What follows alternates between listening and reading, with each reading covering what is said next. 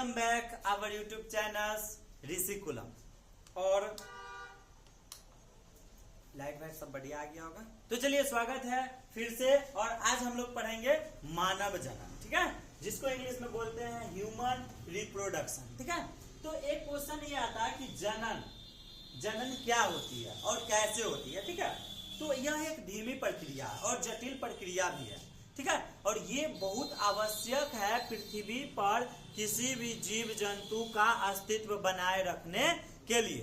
तो आज हम लोगों को यही पढ़ना है कि जनन होता क्या है और मानव में जनन किस प्रकार से होता है। तो सबसे पहले इसका इंट्रोडक्शन देख लेते हैं।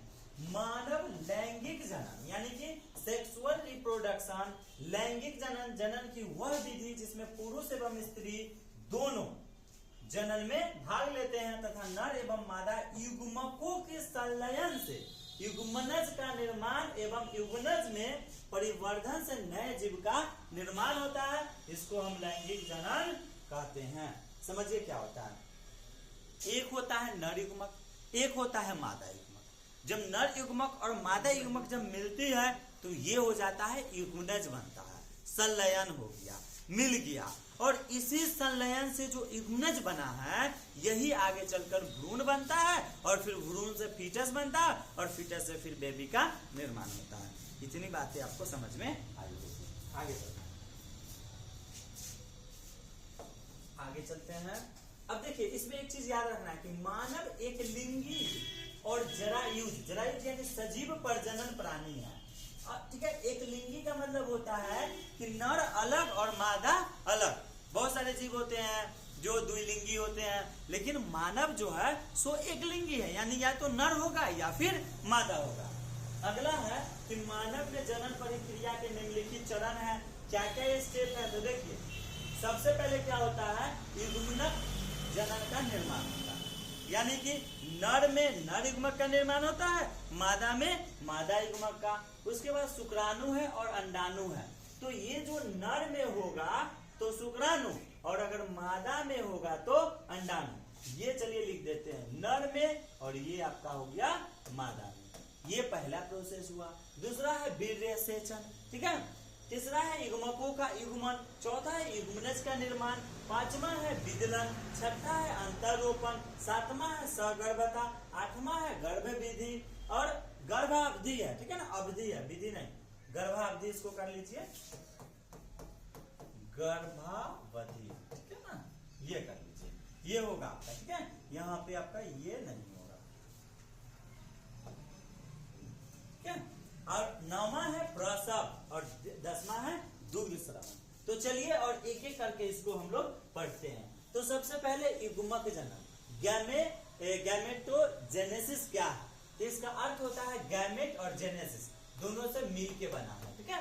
तो युग्मकों की निर्माण एवं परिवर्धन की प्रक्रिया युग्मक जनन कहलाती है। यानी जो युग्मक है यानी नर युग्मक है और मादा युग्मक है, ये जो बनना होता है ना और इसका जो संरक्षण होता है ये दोनों मिलके क्या कहलाता है? युग्मक जनन। यह निषेचन पूर्व की घटना है। अच्छा, किसी भी चीज के होने, है ना, किसी भी क्रिया के होने के पहले भी कुछ होता है और उसके बाद भी होता है। तो जो पहले होता है उसको प्री बोलते हैं, क्या, और बाद में होता है उसको पोस्ट बोलते हैं। नर युग्मक शुक्राणु निर्माण की प्रक्रिया को शुक्र जनन कहेंगे और मादा युग्मक अंडाणु निर्माण की प्रक्रिया को अंड जनन कहेंगे। यानी अगर नर शुक्राणु बना रहा है, ठीक है ना, तो उसको क्या कहेंगे? शुक्राणु बना रहा है तो शुक्र जनन। अगर शुक्राणु बना रहा है तो शुक्र जनन और अंडाणु बना रहा है तो अंड जनन। याद रहेगा इतना बातें। आगे चलते हैं। जैसे देखिए ये जो युग्मक है यानी शुक्राणु हो या फिर अंडाणु, ये अगुणित होती है, ठीक है ना, ये अगुणित होती है। नेक्स्ट हम लोग को पढ़ना है वीर्य सेचन। वीर्य सेचन क्या है? यानी इंसेमिनेशन। तो वीर्य की सहायता से नर युग्मक को शुक्राणु को मादा जनन पथ में प्रवेश कराने की प्रक्रिया को वीर्य सेचन कहते हैं। यानी नर में क्या होता है? शुक्राणु। मादा में क्या होता है? अंडाणु।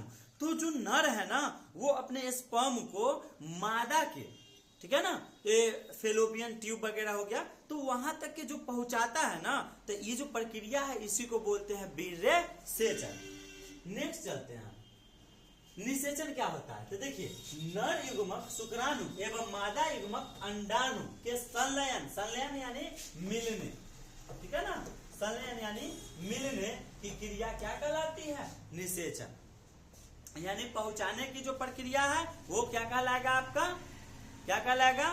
तो आपका कहलाएगा, देखिए यहाँ पे वीर्य सेचन। क्या कहलाएगा? वीर्य सेचन। यानी शुक्राणु अगर वहां तक पहुंचा है तो ये क्रिया कहलाएगा वीर्य सेचन। लेकिन अगर मिल गया है दोनों, शुक्राणु अंडाणु से मिला है, ये आपका कहलाएगा क्या चीज? तो ये आपका कहलाएगा निषेचन। क्या इतनी बातें समझ में आए? तो आगे चलते हैं। मानव में निषेचन स्थल क्या क्या है? तो देखिए, अंडवाहिनी, क्योंकि अंडवाहिनी कहाँ होती है? महिला में। और जो मिलने की प्रक्रिया, अंडाणु तो बाहर निकलेगी नहीं, बाहर शुक्राणु निकलता है, स्पर्म निकलता है, तो ये मादा में होगा, ठीक है। और इस्थमस, उस जगह का नाम है इस्थमस, जो एक क्या होता है? संकीर्ण पर्त। अब पूछेगा कहाँ पे? तो एम्पुला, ठीक है ना, एम्पुला का संधि स्थल। और अगला है युग्मनज का निर्माण, ठीक है ना, यानी जाइगोट फॉर्मेशन। अब देखिए, हम लोगों ने पढ़ा वीर्य सेचन। वीर्य सेचन क्या होता है? तो शुक्राणु मादा के जो जनन तंत्र है वहां तक पहुंचा, तो ये पहुंचाने की क्रिया हो गया वीर्य सेचन। उसके बाद हम लोगों ने पढ़ा निषेचन। तो निषेचन को क्या हो गया? तो शुक्राणु और अंडाणु जब मिला तो इस प्रक्रिया को बोलेंगे निषेचन। अगला हम लोगों का आ गया है युग्मनज का निर्माण। तो युग्मनज का निर्माण कब होगा? जब मादा और नर और मादा का जो युग्मक है, ठीक है ना, युग्मक, ये दोनों जब मिलेगा तो ये आपका क्या कहलाएगा? निषेचन। लेकिन मिलने के बाद जो रिएक्शन होगा वो आपका कहलाएगा युग्मनज का निर्माण, यानी बनेगा अब जाइगोट। तो नर युग्मक मादा युग्मक मिल के बनाता है युग्मनज। नोट, युग्मनज जीव की प्रथम द्विगुणित कोशिका होती है जिससे जीवन की शुरुआत होती है, यानी इसी से बनता है भ्रूण, और भ्रूण में ही तो जीवन होता है, ठीक है। तो आज का ये क्लास इतना रहने देते हैं। नेक्स्ट जो आगे हम लोग पढ़े हैं वो सारा टॉपिक फिर दूसरे वीडियो में पढ़ेंगे। अगर आपको अच्छी लगी है वीडियो, अच्छी नॉलेज मिला है, तो फिर आप इस वीडियो को शेयर जरूर कीजिए ताकि हमें भी थोड़ा सा प्रोत्साहन मिले, ठीक है। हमें लगता है बहुत बेहतरीन ढंग से आपको समझाया गया। मिलते हैं नेक्स्ट वीडियो।